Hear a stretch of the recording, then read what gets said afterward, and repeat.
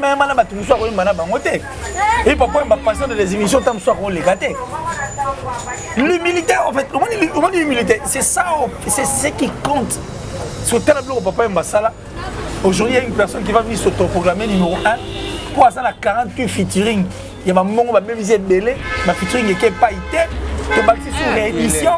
Il est 48 featuring, oui, ça est le côté. Mais quand même, celui a apporté beaucoup de choses. Il a apporté les contrats, il faut les côtés, il a apporté et même il a réseau est belé. Et mon anara. Je dis qu'artiste en Mboka, c'est comme si pas du temps. Kofi lui a tout donné. Après ça, il y a une relation. Il y a un succès à la vaille. Il y a deux vocaux. Voyez, Marak. Allez, gars, tout le monde soit propulsé. Album, on a dit qu'on fait un orchestre. En dehors, il y a ma Serge, il y a ma DD. Mais le reste, il y a ma droit chemin, c'est le quartier latin. Qu'est-ce que Kofi Olomide n'a pas fait? Et aujourd'hui, qu'on fait le milieu à la fière de la carrière. Non, mais il doit être fier, mais ça choque. Quand c'est un enfant, il se poumoné pour naïe, il sali tout pour quoi ça là, il sali. La TV, bah au moins ça la cabale, bah pour moi-même Kofi Olomide. Qu'il est là, que la TV, bah ça la cabale, bah pour Kofi Olomide, mais il est artiste avec beaucoup d'humilité.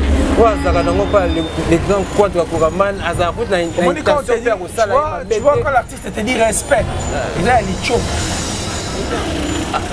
Mais toi, on a qui n'a toi, on a qui n'a yo dans la même mission, on vient de détruire faire une presse appropriée de trucs. Oui, voilà, tout le monde a un ballon. Yo, on a été jeune, c'est moi, les boumouné, la rata, mouné, les wabions, non? Musique à Congo. Jeune, c'est les boumouné. Il y a les boumouné. Pas coopérant, aura, pas coopérant, ça va coopérant. Un coopérant, c'est un liboum. Na TV, alors bien, les boumouné, on a bien ça hérité, les boumouné, je suis là, ils sont un coopérant.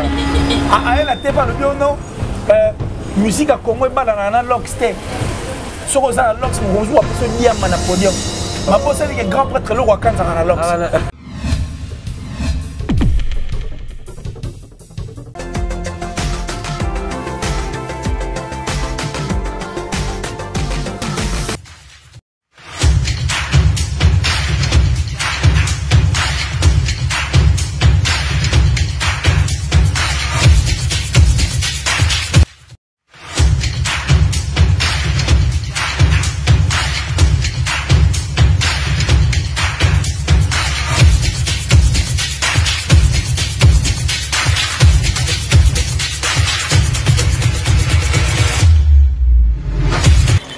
Bienvenue fidèles internautes et chers abonnés de Émergence Télévision. Donc on a dit que c'est partout vous allez à travers le monde où la chaîne Mingi. Merci vraiment l'Éternel, Dieu va permettre encore tous en bonne santé. Donc on appelle ça toujours merci parce que c'est par sa grâce ils sont toujours encore en vie, c'est par sa grâce ni le lot. Toujours continuer toujours au ça là on appelle ça encore beauté et surtout force à toi, Junior Kapa et Nassima Technique parce que vous êtes toujours présent et n'apprécie encore Mbote. L'assistance, il y a Héritier Iboula, il y a Bandekonu, surtout Baza Zingan Nabiso et puis n'apprécie Mbote. Il y a un fidèle partenaire, Bandeko, tout va soutenir Rabiso. De près, tout comme de là, je vois directement à niveau, il y a États-Unis d'Amérique, mon vieux, Bill Mobuka. Donc, monsieur le plus propre, donc il n'apprécie vraiment Mbote ainsi que toute la famille Bobuka. Il n'apprécie encore Mbote dans Hilde, Motema Yabato.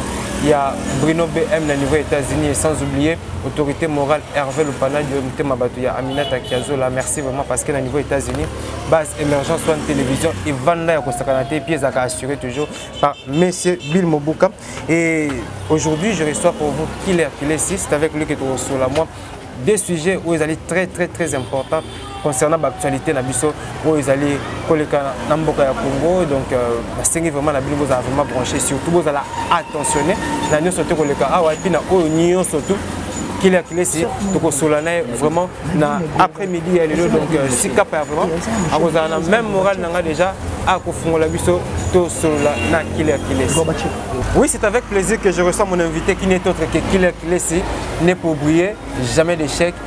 Grosses légumes de la presse en ligne. Ah, écoute, avec ce que tu dis là, Mid Arnold de Monsieur Sapis. J'ai dit merci comme ça rapidement à cette grande dame, au fait, Nadine Kochbakin, qui nous reçoit de temps en temps chez elle. Certes, on veut vivre, en fait, ce que c'est la direction à ça et puis aération quand on est Zalara et ça la peut bien donc on a chaleureux et puis à Muller Nanga parce que Muller Nanga Moga Balegi et Dani Kosmakine et puis n'est-ce pas sur Babi grâce sur grâce donc c'est un grand plaisir et je pense aussi à Kapaya qui est derrière la caméra et puis à toi Mido et je dois aussi penser à Batuto Balina qui entre autres mon papa chéri Joe Lili Atala le patron de Translation 7 merci infiniment entre autres tout le monde a pour sa traduction Mikanda adresse les Amoko arrête en Angleterre on a Translation 7 donc c'est fiable viable et puis crédible merci à mon vieux Gianni Tanchunga pour te bangamouchuri de Switzerland de gros du Templin ça dit viens à venir à 4 il venir à commanditaire c'est bon merci à la plus suspecte la plus discrète la Tichou la sponsor en tout cas de Killer Télévision merci infiniment merci à André Malou c'est-à-dire Del Piero à venir l'amour en chair et en os merci comme ça Yannick Kayen à la vraie monnaie invisible c'est-à-dire l'homme à la prévision de la montre suisse la prunelle du chef je dis merci à Westrig oui l'homme visiblement invisible il y aura une habilité au monde en dehors d'un homme voilà et puis ça devient trop spirituel la top modèle la top modèle la plus suspecte la top modèle plutôt la plus sexy et la plus belle en tout cas de sa ville et de son pays donc je crois que merci à elle merci à maman chérie maman Juliette Diebo Bissembi merci comme ça merci à Gob Belich, à ma vraie parent, à Rich, Andy Loa, un enfant pas comme les autres. Merci à tous ceux qui aiment Killer, c'est moi je les aime. Et je crois que Atriche à motomètre, je viens à soir à la Marco, finalement, mon chafon, mon ango, et puis Koulout Bill Mobuka, toujours propre. Depuis les États-Unis. Au Taliforme, au Taliem, au Tali, au moins, on a noté. Et où on brille ça dit aux affaires, au boulot, il y a un master. Et sur au Tali, au moins, on a là-bas. Ça dit très bien, très ouvert. Donc, ça, il est vraiment ouvert d'esprit. Et je remercie encore Bill Mobuka. Ça dit que il y a réglo, il y a propre, il y a tout droit. Ainsi que la famille Mobuka. La famille Mobuka en général. Et la mère, ça dit la maman, tout. En tout cas, nous vous saluons et on ne peut que dire merci infiniment et merci à toi. Okay. Merci Mathieu Lakelese. Donc, il aura toujours plaisir parce qu'on a déjà Emmanuel Kalonji les stages donc depuis l'Europe, donc ça l'est déjà bien. Emmanuel. Parce qu'il y a tout le toujours mis de nouveau qu'il est vraiment les gars trop d'émergence, n'a pas sourire et ça à moi bien quoi. Parce que moi je vais vraiment temps, bah on la cuisine batika rapé, bah balanda qu'il a on là au banini. Qu'il a on là véritablement il y a libiso ça donc je vraiment voulais à ce que le Tobanano, qu'il a depuis 2022, je ne sais pas comment tu trouves notre culture évolution dans les années sur le plan artistique, ma mission a évolué comment? Mais ça évolue. Ça évolue, ce qu'on a voulu en fait, et ça les maillots, nous avons les Gims, nous avons le Dadju, le Quadra Korama, nous avons fait Regola, Inosbi, Céléoscram. Déplique Pomba, Ibrator, ça dit, tu sens que non, l'élo ouverture d'esprit parce que période Moroboé, Bandeko Balingé va bourrer. Parce que la bourrage, il y a cerveau. Il y a bateau, il va arriver dans la du Congo. Comme quoi que, musique on dirait, et si mamie soit musique on dirait, et changer orientation, ça y est dans le bosso. Musique est comme il faut ça la vue. Musique est comme il faut ça la followers, musique est comité, il faut ça là-bas abonner, musique est comité, il faut Facebook, musique est comité, il faut. Ça dit c'est l'image qu'on avait donnée à la musique. Alors beaucoup d'artistes et musiciens ont eu peur. Et puis Moussous Wangol, il a tous exercé le métier haute. Parce que frustré, la musique est changée, et comme il a ça dit musique, on dirait le mot est comme il côté. C'était l'esprit qu'avaient beaucoup d'artistes et musiciens. Même ceux qui avaient des œuvres en fait. Ils ne voulaient plus sortir. Même ceux qui avaient des pensées positives pour notre musique ne voulaient plus. Et si vous avez un cerveau, côté musique, il y a un résonant côté la suite de musique comme c'était ça le problème. On peut dire que c'était une révolution musicale. Ça dit pas une dans révolution. Un autre sens. Ça dit ça y est bourrage. Ça dit une révolution, ça y est bourrage en fait. Quelqu'un qui se sent incapable, qui s'est senti incapable et qui se sent incapable jusqu'à la preuve du contraire. à comprendre que musique n'est pas là. Non, qu'on ça la montée. Il faut tailler musique. Tout ça préfabriqué au ça la musique dans ça la montée. Il faut maintenant vouloir tailler la musique. Na taille na yo, na manière na yo. Pour ba tu ba no ba pour ta vision na yo pas ba banga. Pour ba bi ke koto yo so tambola be c'est musique comme ka koto. No mo ma YouTube yo, marambo nyonso to mona ba followers, bani et ça le ouais désorienté. Mais la musique évolue bien parce que tout le monde a compris qu'à ça la tout. Et puis tout le monde a compris que oh, mais toi biso tous sur un même plateau. Tout le monde a compris que oh mais oh c'est virtuel. Tout le monde a compris mais oh c'est le kuta. Mais oh ça oh mais YouTube est dans TV et c'est le retard parce que YouTube sur le data now autant la nouvelle émission autant la nouvelle nzembo sans problème. Tu vois, ce poké na tout bidi au télécharger panzembo c'est qu'il y a encore le kuta. Et le Kouta ne sait que les musiciens vont comprendre. Et ils se sont révoltés encore davantage. Tout le monde veut un peu son mot.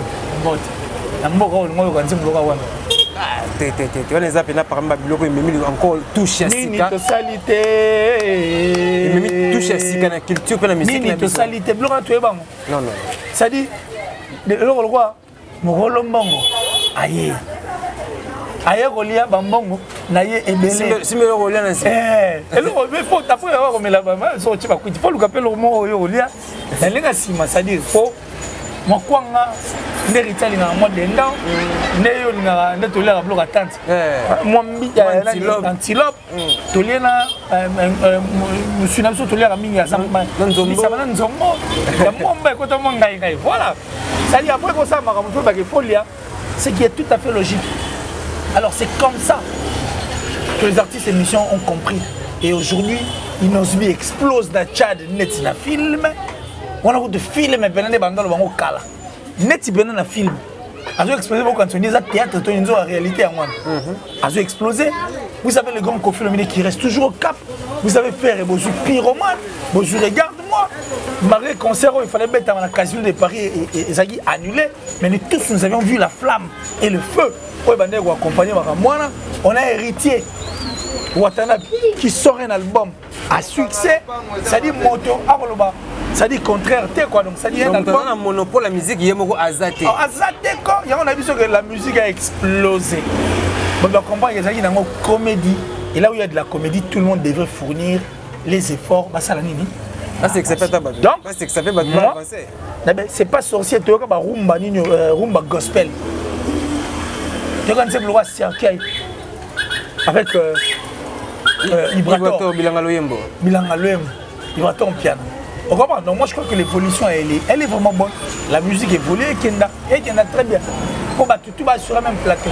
Et puisque vous avez combat innocent, tout le monde innocent, disque Bimi, Mortel 06, tourné directement. Côte d'Ivoire, Tchad, mais apparemment Tchad, vous avez un Cameroun, oui. Mais apparemment Tchad, déjà, un pays au pénal, tout le monde a vraiment musique, il a vraiment pénal. Oh, mon artiste, mon pénal qui est Tchad, je crois que Innocent, il y a un rare artiste au Bachema Kolokuna. Oui, mais oui. Parce que très souvent, c'est plus la Côte d'Ivoire, le Cameroun, ils ont un pays où ils sont fréquentés par les artistes congolais. Oui, mais nous aussi nous fréquentons, le Quadre a déjà été là-bas, je crois que Wenge on dirait ça. Donc ça dit, nous avons déjà fréquenté. Mais, Nengo Lobby, tu as raison. Place où tu les gars mingi. Les Côte d'Ivoire, Cameroun, moi Congo Brazza, mais non seulement le choix il y a la Côte d'Ivoire. Mais justement, c'est à féliciter, c'est pas lui. C'est pas lui qui s'est fait, qui s'est auto-invité. On l'a invité, c'est par rapport aux œuvres et par rapport à son album qui est Mortel 06, ce qui est tout à fait logique. Donc moi je crois que l'album évolue bien avec Inosbi. Donc tout ce qui est dans ma culture, c'est que bien aliment. Merci qu'il est ici. Donc je voudrais est-ce que le Lonano n'a pas connaissance aux Aranango, on peut un peu expliquer bateau. Alors quels sont les critériums pour qu'un artiste musicien congolais ait un numéro 1 peut dominer sur Bandekonaï? C'est l'ensemble de beaucoup de choses. Mais quand on limbo la mission on en passe. Je crois que moi, je vais te dire une vérité, ça nécessite une émission parce que c'est une émission que j'ai déjà tournée qui est héritier, où j'ai expliqué. C'est l'ensemble de beaucoup de choses. Alors pour te tergiverser, Il y a une émission qu'il faut tous à la peine, tous sur la peine, à tête reposée dans une émission parce que j'ai l'ai avec moi. Mais je trouve qu'il y a d'autres questions où tu réponds à l'émission encore une fois là pour tout. Et ça, la mission bien. Mais numéro 1, et là ensemble, mais belé pour ça la mine. Pour ça la mine. Peut-être qu'ils sont mis numéro 1 Kofi Olomide. Bon. Actuellement, Kofi numéro 1. Actuellement, Kofi numéro 1. Kofi numéro 1, actuellement. Sur l'ensemble de son œuvre. Ou sur l'ensemble de ses œuvres. Mais parce que Kofi n'a pas besoin de te dire Gaza numéro 1. Il sort au Moni Makambo à Sali. La musique doit convaincre. C'est pas toi qui dois convaincre les gens. C'est ce que tu fais en fait. Faut pas le dire mis dans un intelligent. Il ne faut pas dans un intelligent. Non. C'est par rapport aux c'est par rapport à ce que tu reflètes. Voilà. C'est-à-dire, c'est que Kofi reflète. Il n'a pas besoin de dire Gaza légende. Il n'a pas besoin de dire Gaza numéro 1. Et puis Kofi Mokolomo a oué la place. Il a été dans une émission, il a dit que tu es plus que Johnny Hallyday. Kofi a dit non. Mais ben, expliquer pour Nania plus que Kofi Olomide, c'était en 2002. À partir de Betty Bercy. Mais expliquer pourquoi il est grand que Johnny Hallyday. Bon, c'est que Johnny Hallyday, la France, il est fort. Mais toi, c'est l'Afrique. C'est de même artiste et Bello Monarana. L'équipe est Inosbite. L'équipe est Inosbite.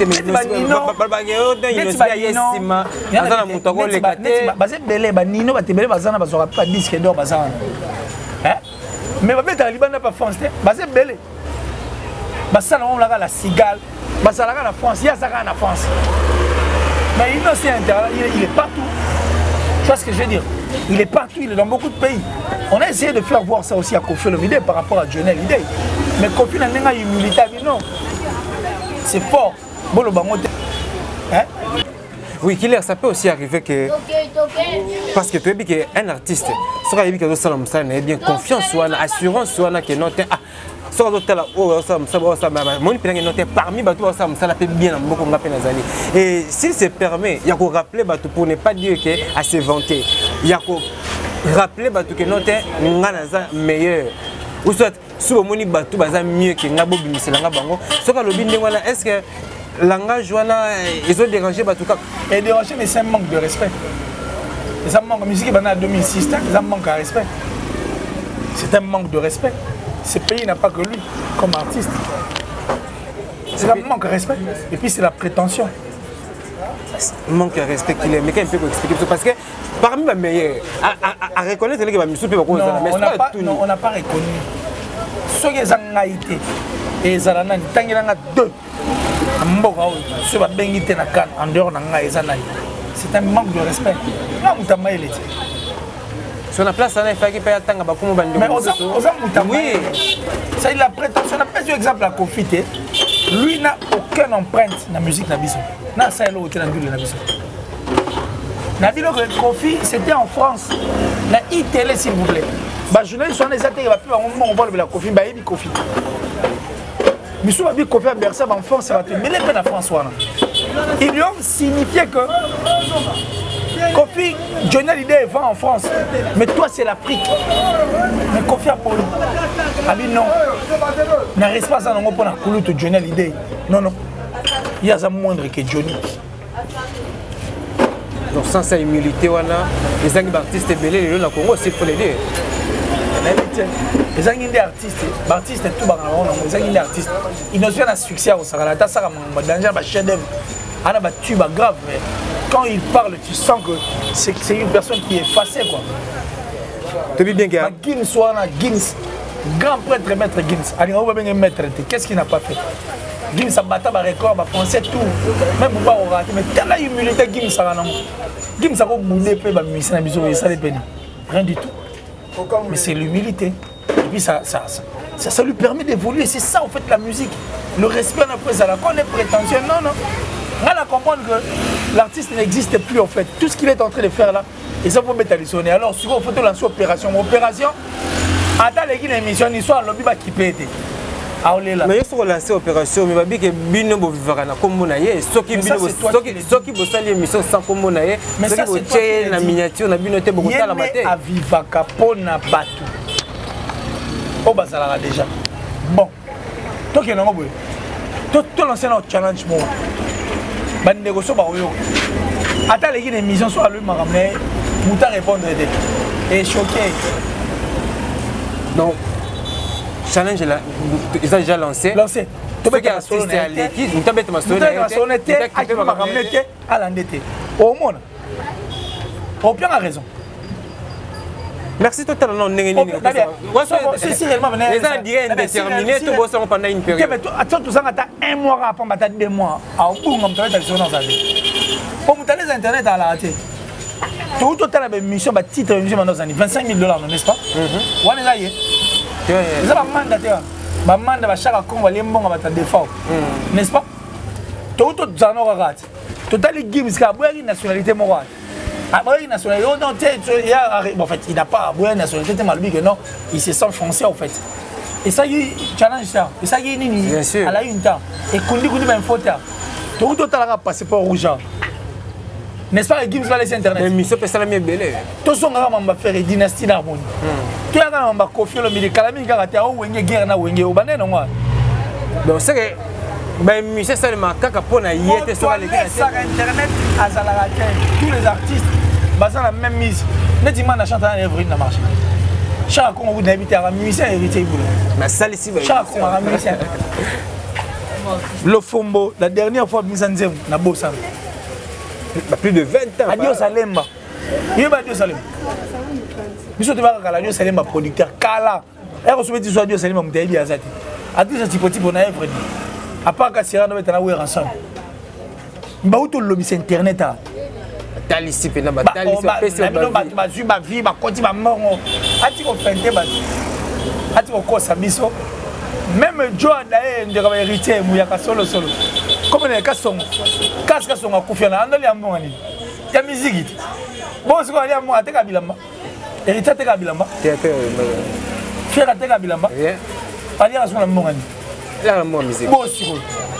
Et mais les laisse-moi donner un bon en musique, on mettre la Jojo Jonga. Adolia un bon en musique. Attique intimidation. Jojo Jonga. Attique intimidation. Il n'est pas le seul artiste. À ça qui va vivre l'internet. Il n'a encore rien fait dans la musique Nabiso. Il n'a encore rien fait. On a canoana. Attends, Tinagi Nani Lita Bembo. Ah, ko kitsa. Ah, va bien le roi la nyoka.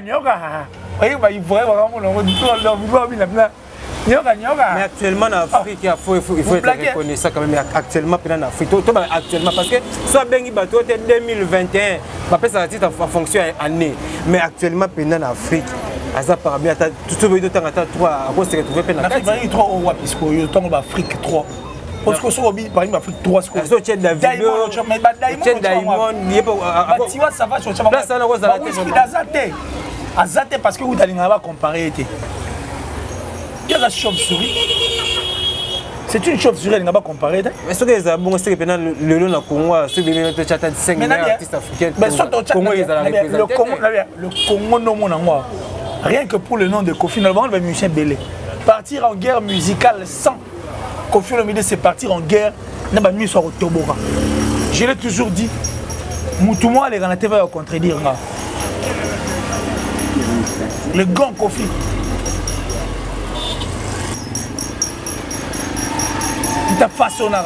Mais car le même Kofi Anna va te dire pas comment rebuter même pas bana ou pas misa pe kaka pe mo peut-être moi la nini a rebouder Kofi Olomide na télévision le maître double demeure un exemple type yo pe ça attaque comme moi la mort te big artiste mboka c'est comme si pas de ça Kofi lui a tout donné après ça na ba relation na marambutu na succès à la vaille na banze muso a 2 vocaux poyer barak allez gars tout soit propulsé album na liboso ko fait ça orchestre ne mo beta en dehors il y a Serge Mabia la DD Jasco mais le reste il y a toi beta droit chemin c'est le quartier latin.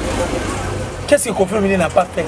Et aujourd'hui Kofi Olomide a fier de la carrière. Non mais il doit être fier mais ça choque quand c'est un enfant yo se poumoner pour naé oyo sali tout pourquoi ça là oyo sali na TV ba mo ça la cabale ba bo même Kofi Olomide qu'il est là que la TV parce que ça cabale ba Kofi Olomide mais tu dis que artiste avec beaucoup d'humilité ou azaka nango pas les grands quadres Koraman azaka na intention faire au sala tu vois quand l'artiste te dit respect il a licho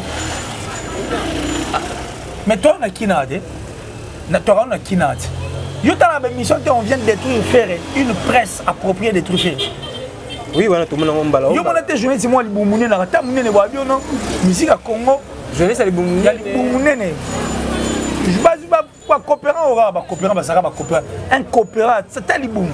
Na teva loba alobio bon li boumou na bien ça héritier te li boumou choula il soit na coopérant. A la teva lobio non musique à Congo ba na loxte. Soko za lox mo gonzo apé so diam na podium. Ma bosse dit que grand prêtre le roi Kanza na lox. Vous sommes à niveau. C'est des coopérants quoi. Aïe venant à la TV quoi le bango. Bon les amis juste pour le critiquer artiste indirectement. Alors ba pena na faire. Journaliste ça na yeb na bo faire émission mo essayer ba kiti na habiter tobogi so côté ni ono ba kiti tobogi soit disant donc ba balate ba pantalon ma foot ba vandi pour aller un journaliste. Alors bi journaliste mais coopérant tout le bango bon. Quel niveau ça dit, c'est quelqu'un qui fonctionne avec une presse appropriée pour détruire les autres. Et puis il y a des hommes qui peuvent dire que ma cité. Que ce soit qui va pique tout le monde. Il faut vraiment nous commencer dans ce 11e, 8e rang, 11e. Hier, il y a une seconde là, on a pour Sanati. Mais apparemment, l'idéologie, on peut comprendre en retard, on peut s'aligner pour changer la donne. Non, on n'a pas compris en retard. Nous, on avait compris. Nous avions compris avant. Mais, peut-être ça demande le temps. Ouais. Mais Moussou, il faut avoir quoi barotte à autoroute na véloté. Des quadres là-bas. Donc, avant de m'appeler, il faut la même météo. On a parlé de la météo, le roi climat, il genre, on a cravate 3 pièces. Comme un euro, moi et Bimi. Ça nous arrive tous. Donc, ça dit à un moment, météo, ça va bien. Ils ont fait la météo pour tomber dans la piège à te déléter. Il y a un moment, tout à l'heure, météo, tu comprends, il faut te quota. On doit maintenant dire des vérités de façon que Maramou Sanine. Et pour moi, non, on a une combinaison. Il y a un belaram. Oh, mais il y a un peu belanan. Et puis il y a un peu de pour la ligne. Parce que la musique, elle a sa lumière. Net au vendu à bien ça, ou tu as la musique à Luambo Makiadi. Luambo Makiadi, s'il vous plaît. Net au vendu à qu'est-ce que Papa Emba n'a pas fait. Pourquoi tu as un extrait d'un mozo mon août? Toi, tu as un extrait. Toi, tu as un extrait. C'est-à-dire. La grandeur de Papa Emba. Papa Emba, le jour où il était mort, il a arrêté les temps. Et puis en dehors de sa question pour un champion. Papa Emba dans une émission. En toi, Kapaya. Le Papa Emba modèle, le Papa Emba, c'est une fierté. Donc ça dit. Artiste congolais vraiment. La première partie au monde, c'est question pour un champion. Quand on dit question pour un champion, c'est une question ou ce sont des questions pour des champions. Non, pour un champion. Ça, la sélection mondiale. Ça, dit sélection mondiale. La personne qui a répondu, c'est une dame. Tuni Moutou a révolutionné Rumba, en fait. Dans la SAP. Ça s'appelait Papa Wemba. Voilà, regarde, il a parlé de Michel Drucker. Il a parlé de l'émission Taratata. Il était là en train de. C'est-à-dire, invité dans une émission. Mais Mathieu a dit et ce sont des blancs qui chantaient ensemble avec Papa. Le concert à Mindele Ndemwana, Oyomona, Ndora, Luambona, Hollande. Oui, mais peut-être dans le Japon, dans les États-Unis, où tu as battu. Mille est belle, ça va succès dans le Carthage. Mille est belle. Dans le Cuba, ma mère, ça la rappelle. Cuba, nous avons taboulé balarana. Mais si tu regardes en Égypte, artiste, mais telle humilité, papa m'a chanté avec tout le monde. Papa m'a dit et papa m'a passé dans des émissions tant que les gâtés.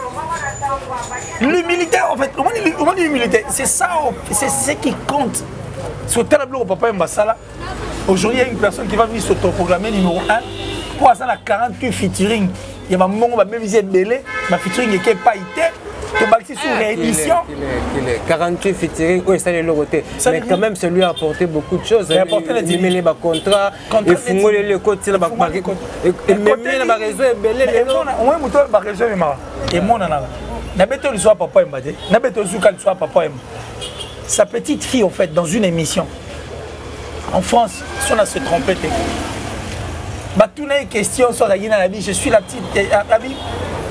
Après, c'est comme on aime, c'est la petite fille de Papa Emba. Mindele va Soutougi, sa petite fille à Papa Emba. Pourquoi imaginer? les Blancs étaient très surpris de savoir que c'était... Pas bon, écoute, on dit à son corps, ça va. Mais même la mission, on a surpris que papa est Mazara grand bon. C'est l'humilité qui fait ça. Je vais un concert au Apollos. Oh, il va concert avec elle. Killer. Masola label. Masola tout le bagarre. Toi qui n'en as pas poussé. Nini vraiment reprochera plus un artiste et puis Nini où ils ont attaqué. La prétention. La prétention. Et la vérité. C'est que lui manque la vérité. Donc, tu lui reproches plus la prétention et puis ce que lui manque, c'est la vérité. Et puis bon, quand on est mythomane, c'est pas aussi bien. Bon qu'il est. Mais le progrès artiste, surtout quand on mais quand tu parles de progrès, pour eux, c'est des progrès. Non, la méthode sur la progrès, papa et Mbahawa. Mais sur la question pour un champion. Quand tu parles de progrès, c'est de quel progrès dont toi tu parles? Moi, je t'ai raconté l'histoire de Papa Wemba ici. Progrès à moi. La méthode sur la Kofi Olomide de la France, na ITélé. Bah lui que tu es plus grand que Johnny Hallyday. L'artiste, c'est de quel progrès dont tu parles? Attends, artiste n'est-ce pas il y a 3 mois, on se permet de mettre à 21 concerts. Mais c'est de quel concert dont tu parles? C'est de quelle production, de quel concert? Nabata on toza lango lelo. Azela nozela nabata on toza lango lelo producteur. Bah aux allons solliciter le rôle artiste. Toi tu penses que tu trouves ça que c'est facile? Toi tu penses que faire des concerts on a sollicité? Mais pour que tous ces artistes sont à ça, succès, on a 6 ans, ils ont des concerts comme ça. Il y a des concerts préfabriqués pour donner l'impression. C'est-à-dire l'album est mieux, on peut sa image que l'album est mieux le contrat. Bon, il y a Belen de moi. Mais il y a on habite hors. Allez ça la musique. Si le balai ça la musique. Avançons. Dans une cachée pour que Asara. Mais c'est de quel cachet? Dans une cachée pour que pendant 3 minutes de prestation rien que la cache. Parce que jamais c'est de quel cachet dont tu parles? Avec la CAF. Mais on connaît comment bloquer ça là. Tout le monde va boire Migawada. Net image au Botala au Botalio. Ils ont dit Award. Même ça a besoin qu'il était invité non? Yo image on est va aussi bien. Ne ba tindi muto on bien. Non ba tindi mutenga zo ndé photo. Mutenga la photo ne. Oh yo pousser là on quand photo on diamo on pousse on a des. On met là bien. Tu te rappelles l'image. Bon image bien mutenga ka photo. Attends yo. Ngasu do vai na izela. Sunde do vai ni. Zo mutenga ka photo place là yo nga to sa mouvement. To pousse na ni ponga. Tu que là moi espace de photo là. Non, tu manges des salimara. Tu mets des salimara puis va tomber désordonné, il faut des choses en ordre. On ne peut pas mettre 2 personnes dans la photo au même moment. À une seule connaissance, ça couple, ça va compléter. Moutaros à la fin, moutaros, soit ça va moutaros, ils nous a reconnu, bah tu connais, soit aussi les bâtiments moutaros, soit comme tindi comme moutaros, bah photo c'est. Voilà, voilà ma photo là. Merci qu'il est clé si donc.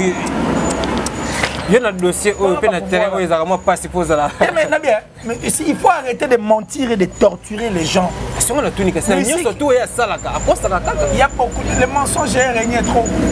Il y a trop de mensonges en tout cas, moi je crois que moi je fais jamais pas. Tout vie artistique, comment ça va le Kouta Bouné habité sur pour que ça pour une musique il est préfabriqué. Merci vraiment donc restez toujours branchés et vous s'abonner massivement sur Émergence One Télévision et beaucoup monde a toujours bah émission qui te refait analyse qui te avec Killer c'est pour que tu chite vraiment. Na kolingana et banane Killer c'est guerre aux oreilles entre Wenge et puis le quartier latin parce que à lire oh makambo comme okendele na moni comme okendele mabe nous risquons même un jour de se retrouver dans la justice. Mais habiter Killer c'est par rapport il y a comportement les deux camps. Analyse le ça et puis s'il faut reprocher les 2 camps au Ikolobanini. Les 2 camps entre quartier latin et Wenge maison mère. Quartier latin Wenge maison mère. Parce que il y a 2 légendes quand même. Il y a aucun problème. Il n'y a aucun problème. Non, il n'y a aucun problème. Bisous de nous tous en problème, il n'y a aucun problème. Il n'y a rien. Merveille Ramba Leki. À l'objet Mabé a zéli en suspension. Mais parce qu'il n'y avait aucun problème. Maison mère paix. Mais justement parce que les musiciens Leki va réagir. Paix va l'objet Mabé. Mais parce qu'il n'y avait aucun problème. Nous avons dit qu'on fait un suspendre de Merveille Rambo à Miou. S'il y avait un problème de suspendre de Dangat, comment ça va bon? Kofi a suspendu Merveille à Kanda parce qu'on comprend que tu ne pouvais pas dire ça. Il y a une photo, il y a exaucé dans ma boca, il y a Kofi. On a un téléphone. On a un téléphone. Oui, il y a un Kofi Kanda à suspendre Merveille Rambo. Mais vraiment, on ne pouvait pas se permettre de dire tout ce qu'il a dit. C'est nous, peut-être, journalistes, qui embrouillons la situation. Ils ont tout le monde. Moi, je ne sais pas au moins, la présence orchestre, ça a mis Bali. Attends, tu as 10.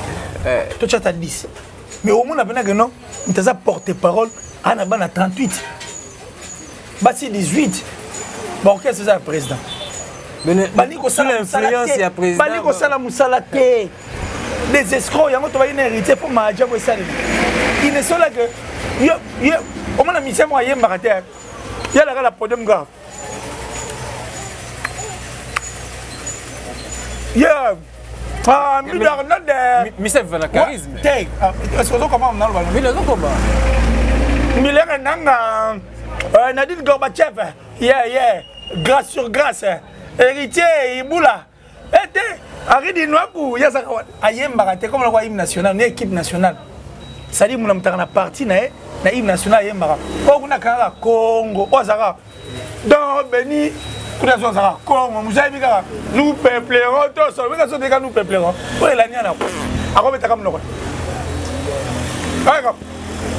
C'est comme ça en fait. Bon, qu'est-ce que comme bon? C'est de là où est venu les désordres. Vous trouvez ça que l'or quel orchestre? Ayebi ko yemba, yemba répété. Ali ko tika na ba musicien musu micro te. Musu aza porte-parole yanga wana yanga na libunega. Ata moïse makasi anyati cuir. Azo yanga wana quoi akoteka président teka ko beta masolo na ye visibilité na ye. Ne ba mettre ba koma bo. On a aza mettre musicien garde sécurité ya musicien. Ye sécurité comment? Au lieu là tabilamo ba sécurité non. Il y a quelqu'un qui a manteau, il y a un moto, il y a un maître à Kangi Singa, il y a un ciment, il y a un ministère, il y a pas de temps, donc on a un temps, il y a un teka en fait. Il y a un premier chose. Tous ces gens qui viennent à la télé pour dire des histoires là. Donc Makambo, tout base nango. Mais Batou Karati.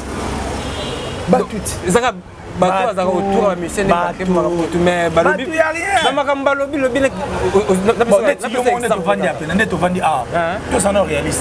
c'est qui informateur? Informateur eza mutu azui mutu apesier matière moko à orienter na domaine moko quelque orientation et l'eau attends formation.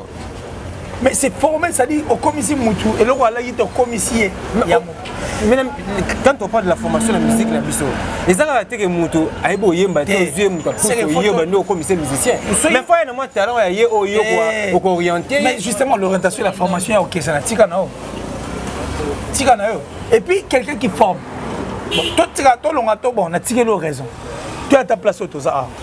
Un formateur a moto à formé par des professionnels qui sont certifiés ou des formateurs certifiés. Si vous viens à besoin de la niveau de l'année pour casser pour former parce que dans le domaine de la musique dans le domaine de la musique formation formateur de la musique. Dans le domaine comment tu peux former sans pour autant être formé par des personnes qui sont certifiées? Arrêtons. Toi, tu as des débats. Tu as Kofi tranquille. Tu as une photo. Tu as permis à Kofi a exaucé. Mais qui formateur, il ne faut pas le mettre en doute. Tu as peine nous tranquille parce que tu as chanté là-bas. Kofi a m'aider à Kram. Tu as mis au fan. Tant que Kofi a dans tu as mis musique autrement. Merci qu'il a glissé parce que l'eau est déclenché, il faut plus mots. On a mis sur bateau, tu lire à Bambéboté, tu profites à l'occasion, tu vois, moi si on a poto, on le pose à Momi au sein. On va nous faire un marambo. On a profité à l'occasion, Momi n'a pas l'obaki. Comme ça, à la fin du mois. Bon, merci pour la éclaircissement. Donc, Kaparazara toujours veille parce que toujours qu'il est. Voilà, ma belle. On dit vérité des fois. Qu'il a glissé. Tala, Yogan Zembo, il y a Kofi le milieu. Nzema Kofi Omile Congo ils ont assimaté. On dit moi là Kofi a tout dit. Marambo to affaire d'état. On a affaire d'état. Tout ce que nous vivons aujourd'hui Kofi on a déjà en parlé. Zwanzemboana yokango.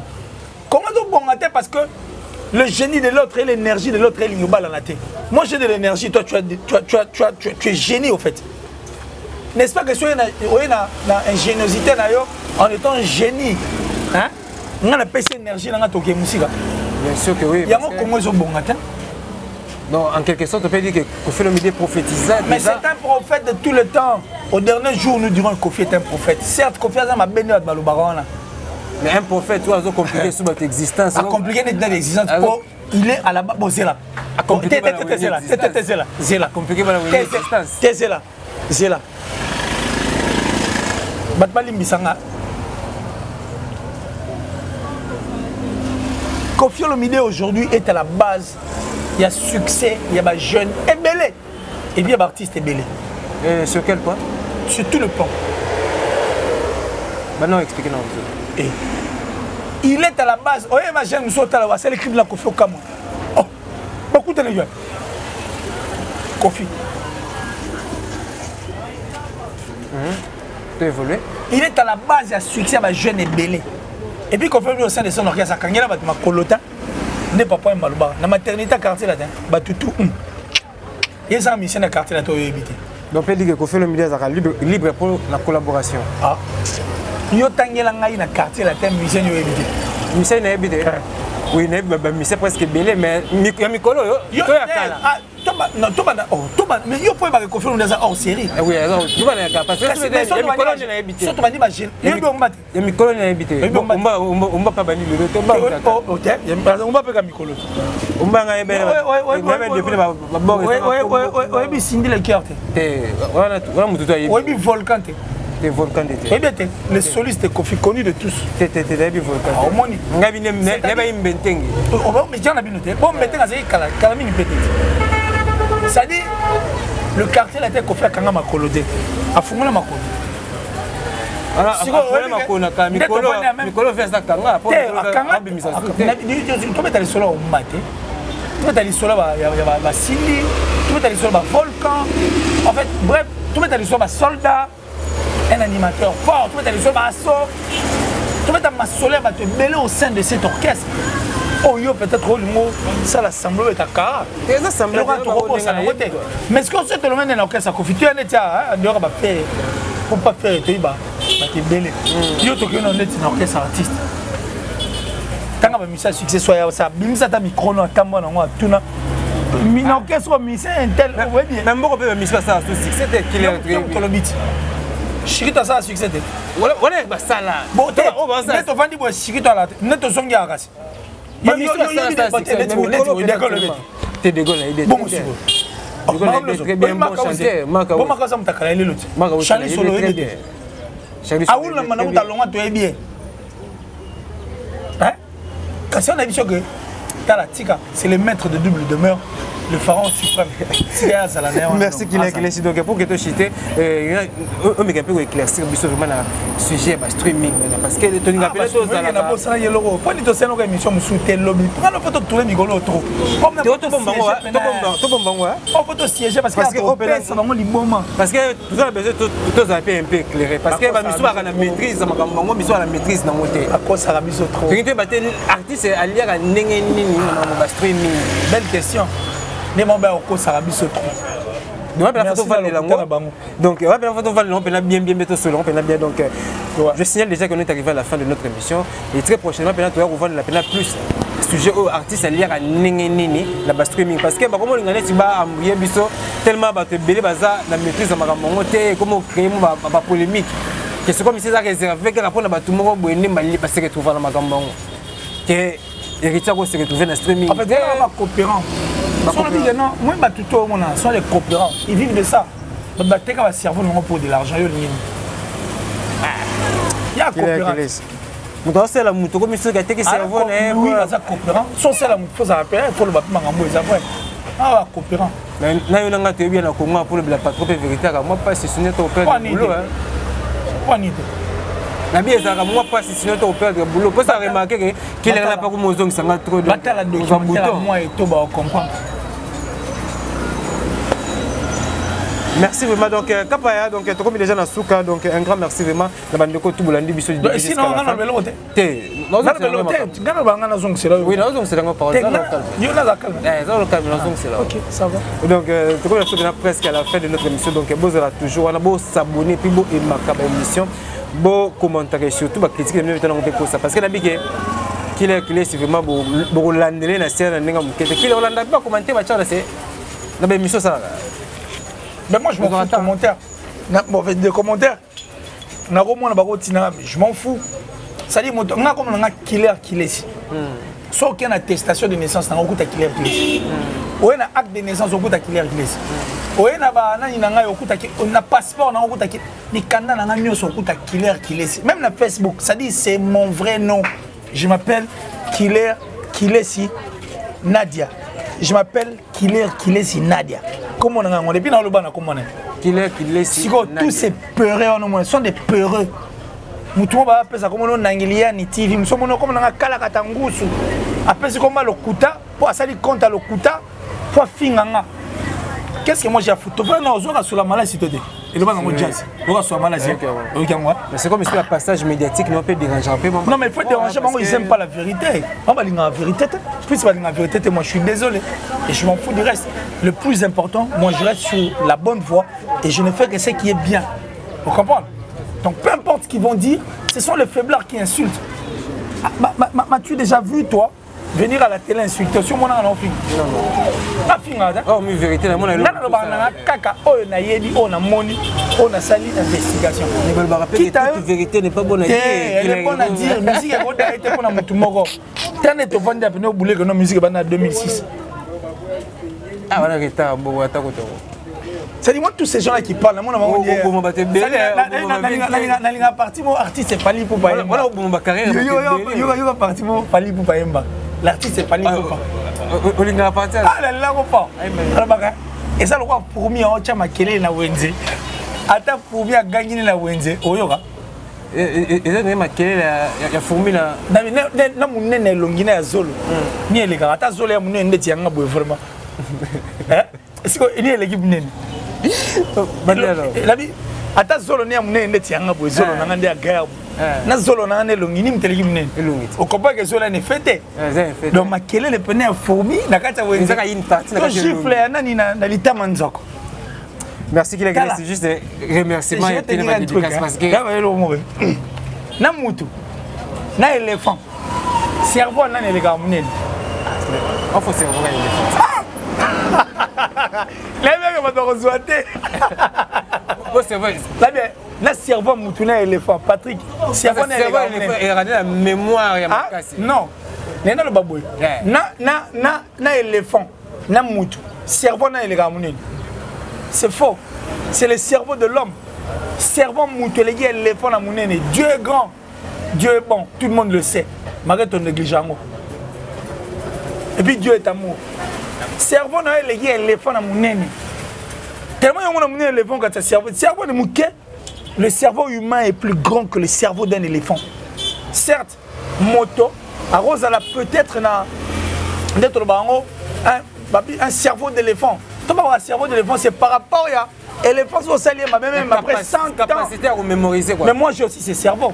Mon père me le disait et il me le dit. On a rappelé le monsieur ça on a 2 ans. J'avais 2 ans. Toi tu as un cerveau d'éléphant, mais tu as une mémoire plutôt d'éléphant. C'est même pas le cerveau, c'est une mémoire, voilà. Tu as la mémoire d'éléphant. Mémoire éléphant, le but est que nous avons la mémoire de cerveau, nous avons les gars. Non, Dieu est grand. Nous avons le cerveau, donc c'est-à-dire nous avons les éléphants. Au moins nous avons un qui toque et puis nous avons merci vraiment pour mes messages et puis la dédicace. J'aime tout le monde en tout cas. J'ai dit merci beaucoup. Nabatoutou, Patrick, je crois que Solution Zombie déjà. Solution Zombie déjà. C'est bon, Kouna. Pas encore. Donc, Miller Nanga, Nadine Gorbachev, grâce, merci. Merci à Jolie. Nadine Gorbachev, on a monnaie fort. C'est hier sur la Nabiso bien. Sur la grâce. Adne-moi la peine Nabiso. Bill Mobuka depuis les États-Unis. Merci Koulout. La plus suspecte, la plus discrète d'Atichou, Merci infiniment. Merci à mon vieux Janissi Tachuma pour te bangamouchouri de Suisse-Irlande, le gourou du temple et du temple. Westriga. Non, c'est le mot. Westriga. Non, c'est le mot. Que Westriga de c'est troisième œil. C'est l'homme visiblement invisible. Dédicacement, on ose là. Il y a seul. La plus suspecte et la plus discrète depuis la France d'Atichou. Ouais, déjà ça. Bill Mobuka, Kouloutou, merci à vous. Toujours propre. Ça la mise bien. Yannick Kayenga, la vraie monnaie invisible. La vraie monnaie invisible, Yannick Kayenga. La vraie monnaie invisible, la première du chef. Merci à la top modèle, la plus sexy, la plus belle en tout cas, de sa ville et de son pays. Del Piro à venir, André Malou. Merci infiniment. L'amour a chéri en os. Venabiso. Adricha motomètre Bébazibeba.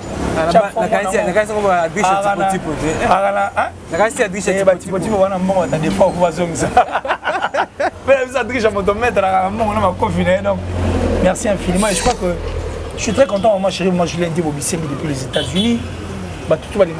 C'est moi, je les aime. Et j'ai dit le plus 243 89 526 54 54.